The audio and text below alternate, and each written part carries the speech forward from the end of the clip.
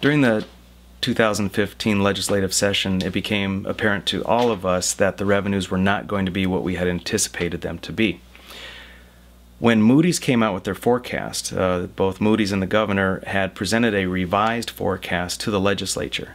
My concern, and I expressed it very clearly, was that it was overly optimistic. Now, they were not dramatically off on oil revenue, but one of the things that they failed to consider is how much impact decreased oil activity was going to have on the overall economy.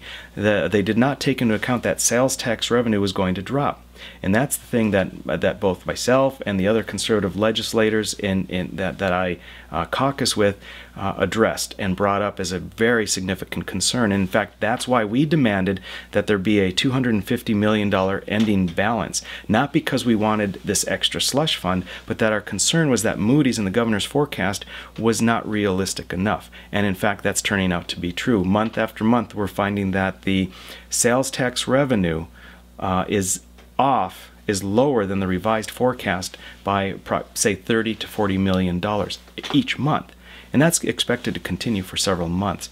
So it's this sort of realism, this appreciation for an overall sense of business acumen of what changes in the economy have as far as an effect in all other areas of the economy.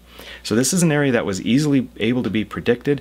It's an area that needs to be taken into account when we are looking at the ending balance for this biennium, which is the beginning balance for next biennium, and also for an overall revenue forecast for the next biennium, which is what the governor is going to need to do. Now, some will say, well, you should really be optimistic, but really it's important that we be realistic. It's the people's money. It's not my money. It's not the legislators' money. We need to be respectful of the fact that our citizenry is asking us to spend their money wisely, not on various projects, not on various government ideas, but just on what's necessary. And if we take a realistic approach to the forecast, that's the best way that we can ensure that we're not going to waste the money that the taxpayers send into the state government.